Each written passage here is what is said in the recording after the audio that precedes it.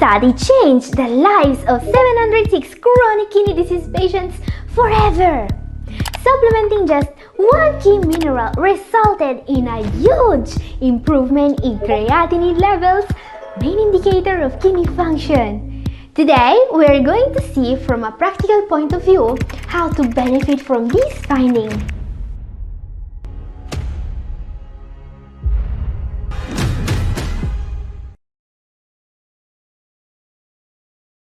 Gathering here, today's video is all about a new treatment to lower creatinine levels in kidney disease patients. Yes, there are ways to beat kidney disease and I've seen people doing it. So either if you have already been diagnosed with CKD or if you only just know that you may have problems with the kidneys, in this video you will find information that can help you. And I know that many doctors have been telling their patients that kidney damage cannot be restored. They say that when the kidneys have been impaired for too long or when there is scarring, there is no way of getting kidney function back. This may not be the case anymore. Today, new research is finding new ways to help the patient fight back and restore some of their kidney function. This is the case with this study I want to show you today. A study that changed the lives of 706 kidney disease patients forever. In this study, researchers found out that in patients with hypothyroidism, renal function improved after normal thyroid function was reached. In some patients, above normal creatinine levels completely returned to normal once the patients achieved normal thyroid function. Patients were able to significantly lower their creatinine levels and improve kidney function just by normalizing thyroid function. Now you may think, but my doctor never mentioned thyroid problems to me. How can this new finding help me? Almost every single kidney disease patient has thyroid problems, even if they don't know it. And the reason is mineral and bone disorder. Every single kidney disease patient has some degree of imbalance in their levels of calcium, phosphorus, and magnesium. The kidney plays a key role in maintaining healthy bone mass and structure by balancing calcium and phosphorus levels in your blood. When the kidneys are damaged, the resulting imbalance directly causes levels of these minerals to become too high or too low. Having too high levels of phosphorus, for example, is linked to faster kidney function decline and earlier death. Having too little calcium means that the bones are more brittle. This is where your thyroid comes into play. The body will have to prevent these damages, and there is an organ supposed to do that: the thyroid. The body will release more and more parathyroid hormone to compensate as kidney function gets worse. And preventing this is key to stop and reverse kidney disease, as per the study I was showing you. Good news is, there has been recent developments in the treatment of mineral and bone disorder that may seriously help you improving your kidney function. As we have seen, patients that will take advantage of these new findings may have a chance to reverse kidney disease. And there is just one vitamin and one mineral you need to help with mineral and bone disorder and make a huge difference. In short, recent developments in the treatment of mineral and bone disorder may seriously help you improving your kidney function. Mineral bone disease can be diagnosed by measuring the levels of phosphate, calcium, and parathyroid hormone in blood samples. If you have kidney disease, ask your doctor to monitor these levels. Taking steps to normalize thyroid function is needed to improve kidney function. Okay guys, we have seen the what. Now it's time to see how. The very first thing we need to take care of to improve mineral and bone disorder is calcium. Supplementing calcium has been shown to help very little those with kidney problems. There is a way in which calcium supplements may help though, and this by decreasing phosphorus absorption. More about this later. However, what we need to improve calcium levels is a combination of two vitamins, vitamin D and vitamin K2. Damaged kidneys stop activating a form of vitamin D that you get from food and turning it into a form called calcitriol that your bones can use. Despite its name, vitamin D is not a vitamin, but a prohormone or precursor of a hormone. It is required to absorb calcium from the gut into the bloodstream. Someone with kidney problems may either supplement vitamin D in the already activated form, calcitriol, which is a prescription, or take more vitamin D3 from supplements. Either way, monitoring serum levels of vitamin D is key since almost every single kidney disease patient is low on this vitamin. And always supplement vitamin K2 when supplementing vitamin D. This vitamin is needed by the body to use calcium that otherwise could end up in the vessels and heart, making things worse. In short, keep your vitamin D levels in range if you want your kidneys to improve, and don't forget about vitamin K2. The second thing we need to take care of is a key mineral that directly improves kidney function and thyroid function. This is iodine. Iodine is an essential mineral. The thyroid basically runs on iodine. And as we have seen, improving thyroid function means improving kidney function in many cases. Now, for most people, iodine deficiency is very rare. Table salt is enriched with iodine, so whoever consumes it is safe. Now, how much table salt do you have in your diet? If your answer is not at all, consider this. According to studies, iodine deficiency is one of the most common nutrient deficiencies affecting nearly a third of the world's population. So here's a simple hack that may have a huge positive impact on your kidney function. Consider adding one superfood to your diet. Wakame. Wakame is one of the major types of edible seaweed. It's sold dry, and after soaking, wakame can easily replace leafy greens in your favorite salads. This seaweed is not just a great source of iodine, it has an impressive nutritional profile actually. In short, get your thyroid function checked if you have kidney problems even in absence of symptoms. Improving thyroid function is key to improve kidney health, and eating more wakame, the best dietary source of iodine, can help. Some patients will, however, need medications such as levothyroxine, which is a synthetic thyroid hormone to treat thyroid problems. This was also used in the study I showed you in the beginning of the video. The third step here is take care of phosphorus. Managing phosphorus is one of the hardest parts of the kidney diet, but it's also something you must do if you want to restore kidney health. Phosphorus is the reason why dairy is restricted. Milk, cheese, butter, yogurt contain too much phosphorus to be healthy. When this mineral accumulates, the body will pull out calcium from the bones.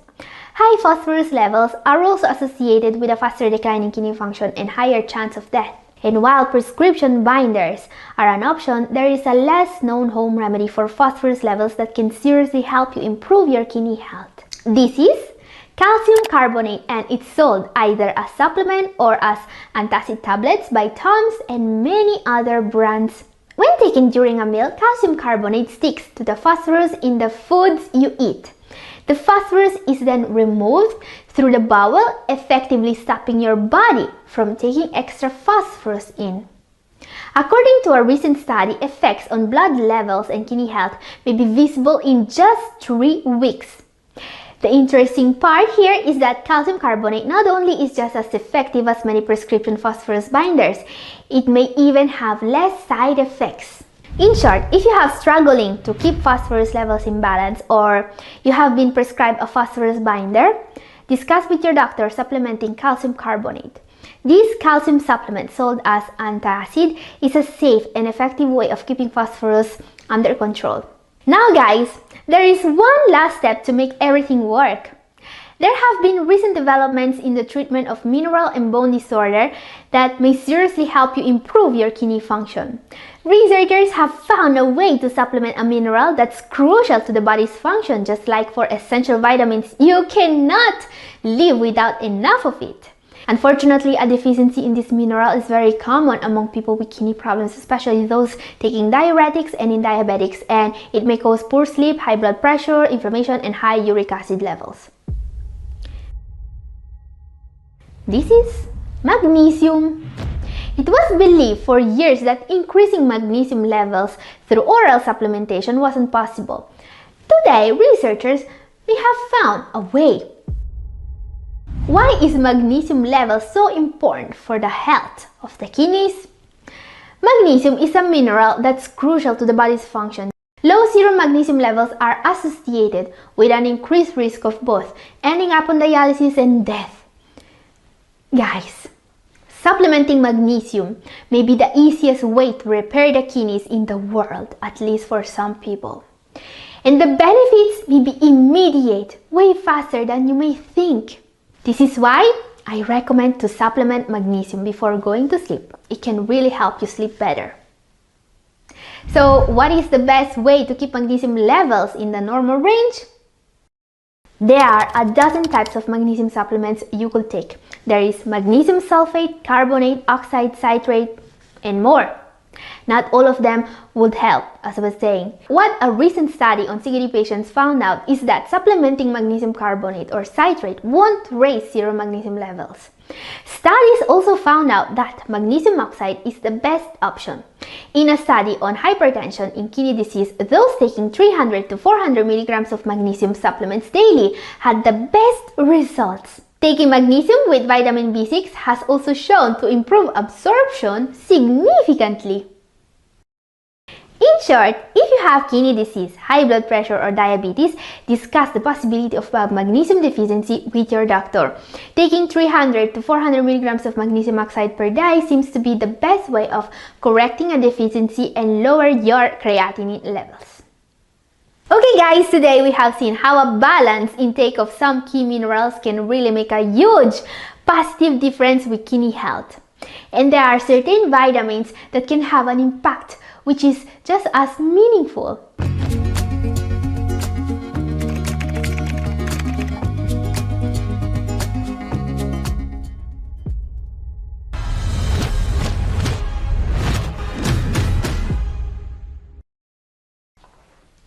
Gathering here, today we will see how to take care of one of the worst, most overlooked complications. With lifestyle, the right foods, and a couple of natural supplements that will set you on the path of improvement. I've been working in this field for more than 10 years now, and I can tell you for sure that when you beat anemia, you're not just going to feel a lot better. You're also going to lower your creatinine levels and improve your chances of greatly delaying and even avoiding ESRF. So today we are going to see how to fix one of the most underestimated issues out there. We are going to see what foods, what supplements, and lifestyle changes can really help. My aim is to make a difference by raising the awareness about this vastly overlooked problem that is causing way more trouble to those with CRF than people realize. So don't forget to use the share button and help raising the awareness. That's important. Okay guys, today I want to examine one of the most important issues for people with CRF.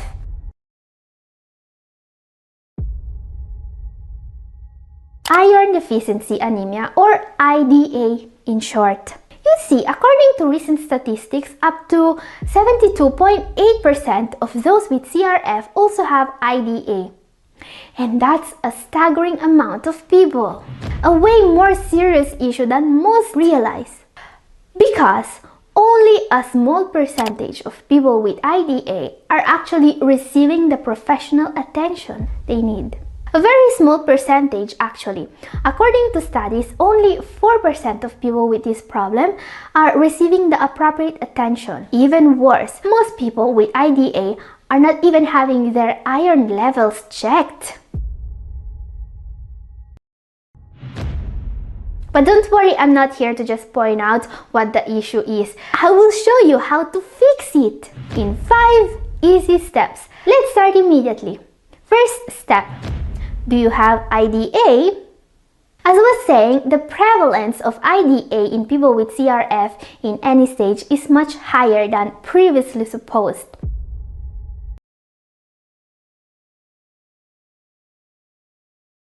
One of the reasons why this happens is because people are not tested regularly enough. So first thing you want to do if you are not sure yet is to make sure you are receiving regular tests for iron levels.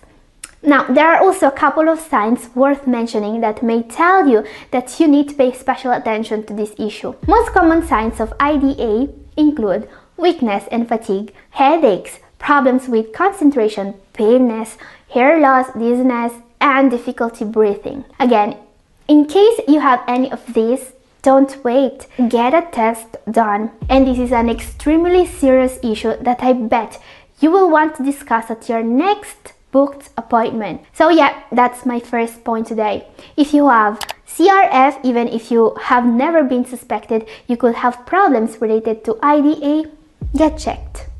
Start tackling the issue as soon as possible. This is the only way to prevent IDA from making CRF progress faster. However, this proactive thinking has only shown up in recent years.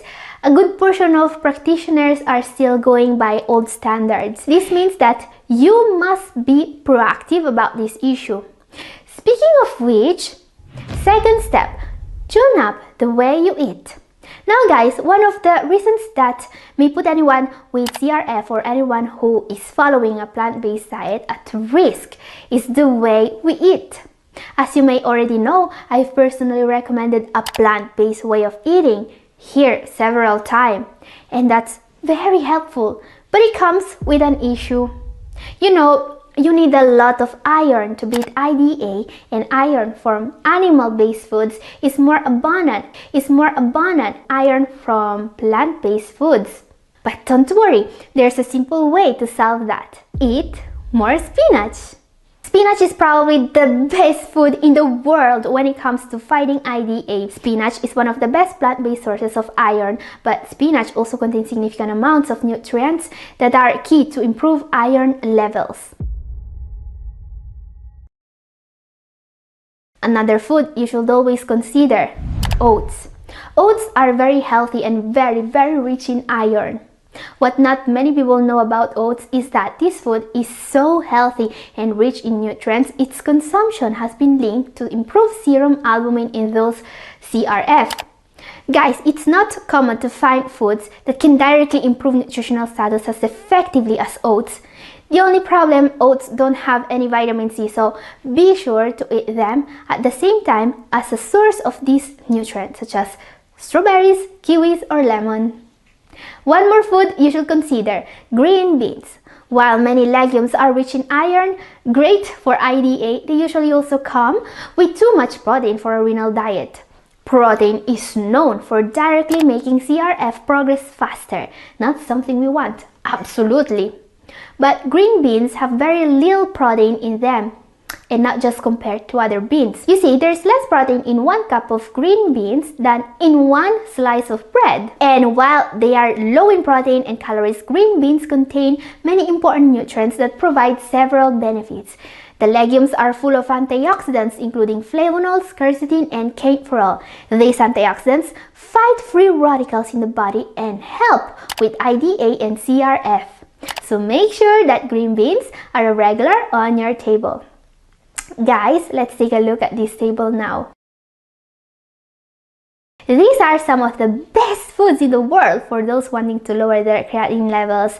The trick here is to eat foods rich in iron such as spinach, kale, Swiss chard, big greens, at the same time as a food rich in vitamin C such as kiwi, lemon, strawberry, and more. Doing this regularly will provide your body with enough iron and will make it bioavailable. This will make all the difference in the world. For many people, improving the diet is enough already to increase hemoglobin significantly and lower creatinine levels, but others may need more. Step 3. Supplement these nutrients. So we already saw what the most crucial nutrient is, but there are 3 more that are absolutely worth talking about. First is B9 or folate. Folate is involved in the production of hemoglobin, and people with CRF really need more of that. Remember that a deficiency in this nutrient can directly cause IDA and make CRF progress faster. Even more important, studies say that people in stage 3 of CRF who took 0.8 milligrams folate, which is 2 times the RDA for this nutrient, had a significantly slower progression of CRF. Another key nutrient is B12, also known as cobalamin, this is the energy nutrient and it's also crucial to fight IDA and lower creatinine levels.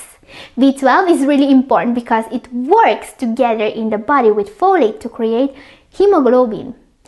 And so many people are lacking this one, especially those following a plant-based or vegan diet will never get enough B12 as this is only present in animal foods. The other nutrient needed to make iron in the body is B6. There is no hemoglobin without B6 and deficiencies of this nutrient are too common to be ignored. Okay guys, if you want to learn more about how to correctly supplement these nutrients, my video up here may be interesting. Now there is one nutrient that's even more powerful when it comes to lowering creatinine levels and improving IDA. This one is a supplement that has also been approved by the FDA as a way to help with this issue. Step 4. Tips and tricks. Also very useful against iron deficiency is iron cast cookware. This skillet is the best friend of people with CRF because when you cook, especially with acidic seasonings such as lemon or vinegar, some metal from your pot or skillet will leach into your food. Now when you are using iron cast cookware, what will leach is precious iron, something you would otherwise need to supplement. Just remember to use lemon abundantly when you cook with one of these. Now, if you don't like having to wash your cookware by hand like you're supposed to do when using cast iron cookware, there is an alternative. This is called a lucky iron fish and it's a great way of getting more iron into your meals naturally without having to change the way you cook. You basically just need to add this small fish every time you are making soup or, any other liquid-based meals. The inventor of this little tool says it can provide 6 to 8 milligrams of bioavailable iron per use, making it way cheaper than any supplement. Interesting, isn't it? And also, consider a probiotic supplement. Wait. What? What do probiotics have to do with iron? Now, not many people know about this, but there is a specific strain of probiotics that increases the absorption of iron from foods. Iron absorption is a more serious issue than most realize, and a probiotic that can help is frankly great. Studies have shown that one specific probiotic called Lactobacillus plantarum 299V increases iron absorption from both food and from iron supplements. Time now to see what the most powerful way of improving this issue actually is. Step 5. Supplement L-carnitine. Supplementing this nutrient may have incredible benefits for you. This natural compound is involved in the energy metabolism of the body. It really helps, and not just with IDA. You see, L-carnitine is also going to help hugely with inflammation and by lowering your pressure. It's also worth mentioning that carnitine is only present in foods such as meat, poultry, and fish. If you aren't eating these foods, carnitine levels may be too low and this may actually make CRF progress faster. So let's make sure this doesn't happen. Fact: if you are in stage 4 or 5 of CRF or if you have IDA, there are about 8 out of 10 chances that you need carnitine. This is why supplementing just 1000 milligrams of this nutrient twice daily may make a huge difference. The reason is not just the diet, it's something called secondary carnitine deficiency. Secondary carnitine deficiency is actually the main reason why carnitine supplementation was approved by the US FDA as a way to prevent and improve IDA. Not many supplements are actually approved by the US FDA as a way to improve conditions related to CRF, and the reason why carnitine is approved is, because it really works. L-carnitine can effectively improve markers of inflammation in people with CRF. Inflammation is an extremely important cause of CRF, and decreasing it means directly protecting your kidneys. What's more, L-carnitine can seriously lower systolic pressure. In one study, 2 grams of acetyl L-carnitine per day resulted in an almost 10-point drop in systolic pressure, which is frankly amazing for a supplement you will be taking to help with IDA. And a different study on people with type 2 diabetes, carnitine supplements significantly reduced sugar levels and improved insulin sensitivity compared to a placebo. Supplementing carnitine can make a huge difference in slowing down CRF and lowering your creatinine levels. Recommended is 1 gram twice daily of acetyl L-carnitine. There are other types of carnitine available, but acetyl L-carnitine is the best for people with CRF. Supplement iron, if appropriate, but be careful. Supplementing iron can be a lifesaver in some cases and can be dangerous in other cases. Some people have too much iron, which is a problem. Others do not metabolize it and need a different mode of administration. Now, this is the kind of issue only a professional who is seeing you and who has access to your records may deal with. So be sure to talk about this at your next scheduled appointment. This is the only way to ensure you are doing everything you can to stop IDA, which is crucial to lower your creatinine levels and slow down CRF.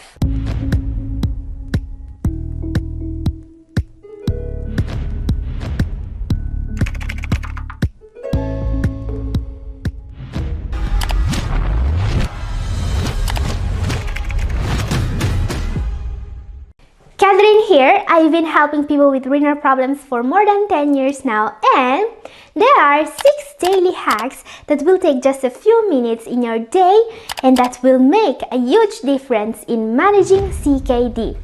There is a nutrient that slows down CKD by 44%, a nap that makes eating easy, a way to eat bananas that actually lowers your potassium levels, and more. And you know, in my videos, I always try to focus on those little known ways to protect your renal function that your doctor will not know about for another decade. So what if I told you that taking a simple antacid at meals can take care of 2 of the worst dangers people with CKD have to face? I'm listening. Let's take a look. Number 6, use antacids to keep oxalate and phosphorus under control. Okay, I believe this is very interesting, especially because I'm the only one in the world that made this connection. So you won't hear about this anywhere else. Now, I bet many of you already heard about the popular antacid or Tums. You see, these antacids are made from calcium carbonate. This is extremely interesting because calcium carbonate sticks to the phosphorus in the foods you eat. The phosphorus is then removed through the bowel, effectively stopping your body from taking extra phosphorus in. This is extremely helpful. Phosphorus is the reason why dairy is restricted.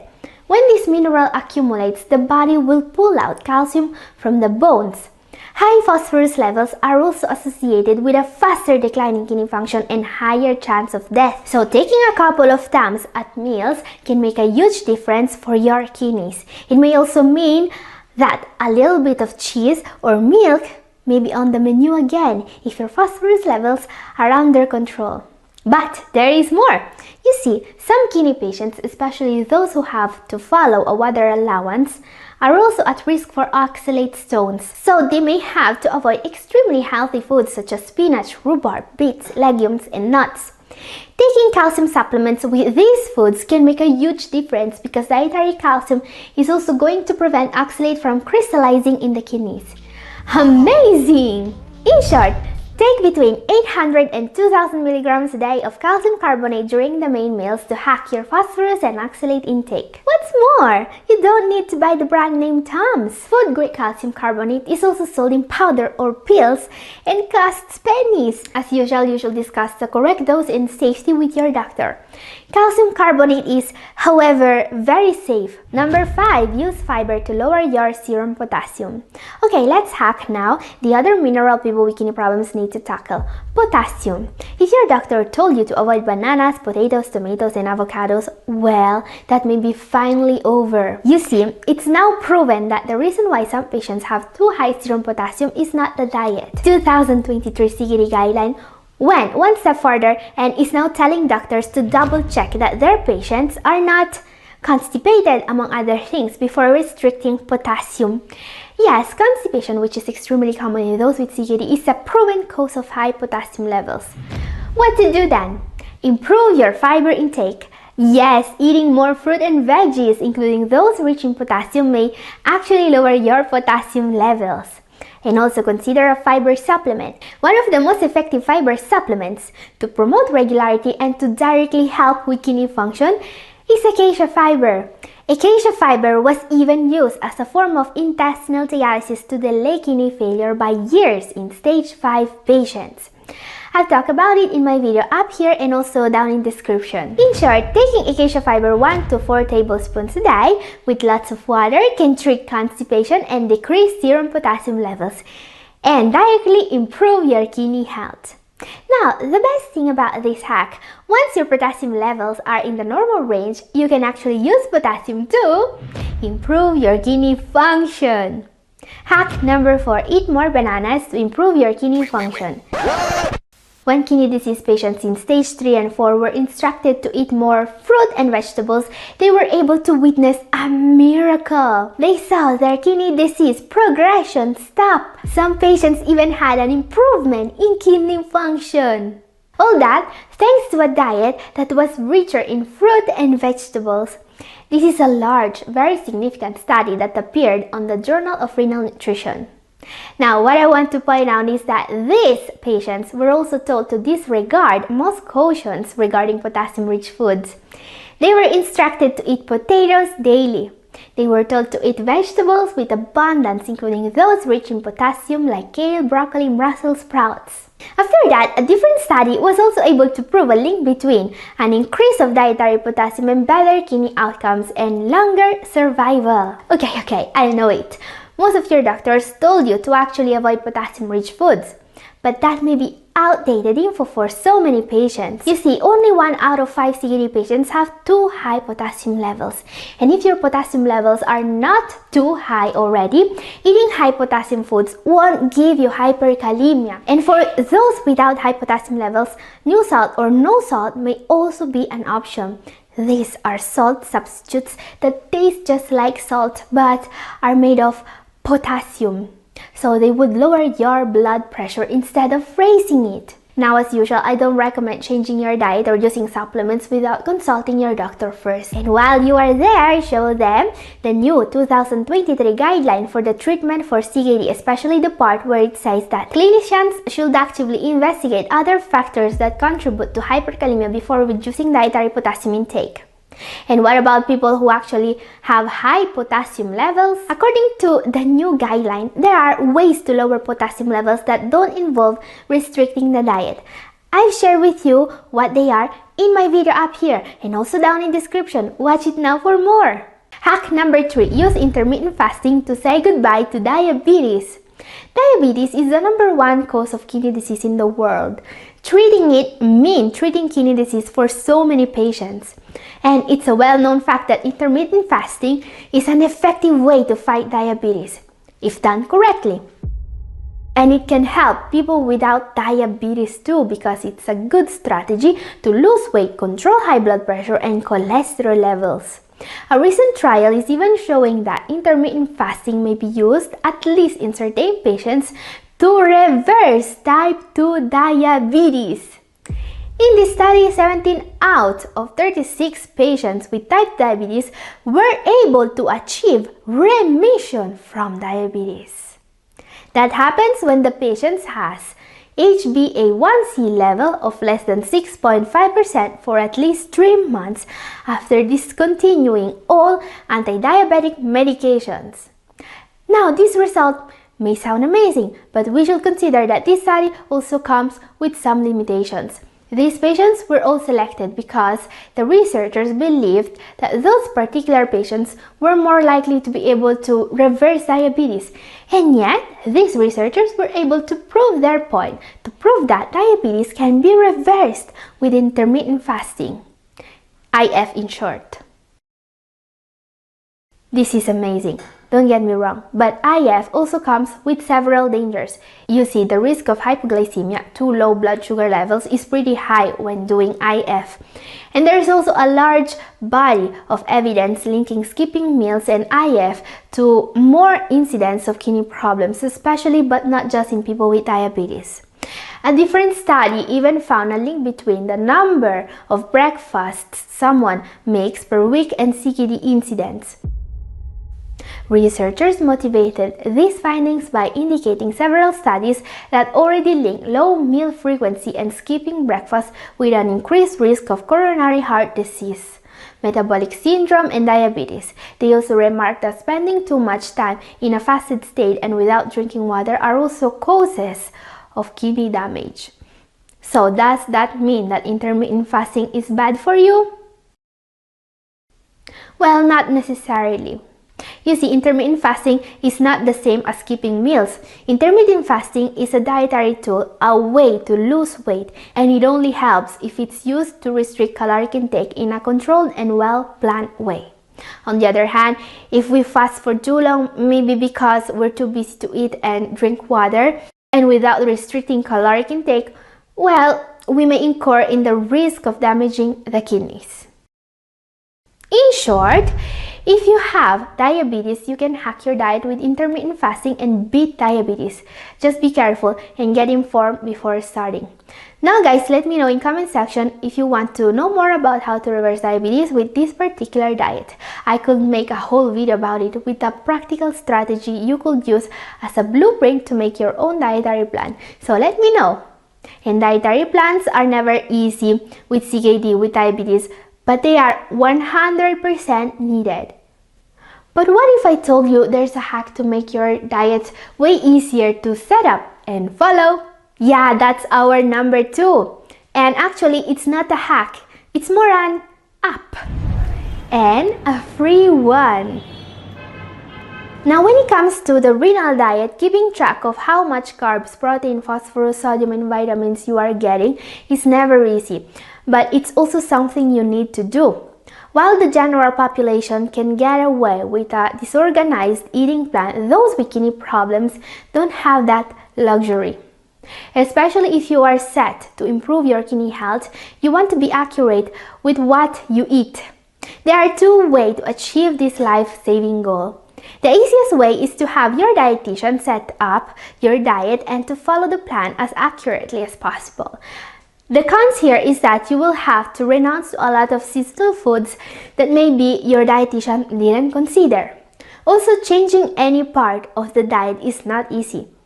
The alternative is to use an app that accurately tracks your nutrient intake. With the right app, you will be able to know exactly how much protein, carbs, sodium, and more you have consumed at every meal every day. And that's amazing for someone with kidney problems because in many cases, a few grams of protein or carbs could make all the difference. Some of the best apps that let you do this include Nutritionix, MyFitnessPal, Chronometer, Lucid, and more. They all do a similar job. They all let you track with sufficient accuracy your macronutrients. Now, the one I actually use is Chronometer. The free version lets me do almost everything I need. The way these apps work is very easy. You can input any food you want as breakfast, lunch, dinner, and so on. And the app will tell you exactly how much protein, but also phosphorus, potassium, sodium, etc. you'll be getting. Also, you can set daily goals for these nutrients, which is very useful. These apps are free and can be used on Android, iPhone, and even on a PC via web browser. In short, there are apps that let you track all your macro and macronutrients. They could be a lifesaver for people following a renal diet and for those taking insulin. Time now to see the daily hack number 1 in this video. This is our number 1 because it actually slows down kidney disease by 44%, and with just one vitamin. In a recent study, 15,104 CKD patients in stage 3 and 4 were able to delay dialysis by up to 10 years by adding just one vitamin to their regimen. This is a vitamin that should always be taken by anyone who is taking an ACE inhibitor, very common blood pressure medication. Let's see why. Now, this is an incredible development in the treatment of kidney disease. The fact that a huge slowdown in the decline of kidney function may be achieved with just one vitamin makes it even more amazing. In this study, 15,104 patients who were also taking an ACE inhibitor were enrolled for more than 4 years. They were divided into two groups. One group was taking just the ACE inhibitor to manage their blood pressure. This is the control group. The other group was also administered one single dose a day of folic acid or vitamin B9 with their blood pressure medication. It's important to notice that they were given 0.8 milligrams a day of folic acid. 0.8 milligrams a day is a dose you can get from most multivitamins suited for kidney disease patients, but many foods may also help you getting there. This vitamin is present in significant amounts in foods such as okra, but also spinach, asparagus, lettuce, sweet corn, sunflower seeds, and oil. In short, make sure you are getting enough vitamins of the B group, especially if you are taking a blood pressure medication or if your homocysteine levels are too high. Okay guys, that's our last one for today, but if you want to see more ways to help your kidneys get better, take a look at my last detoxing smoothie. It's up here. And this is all for today. Thank you for watching. God bless.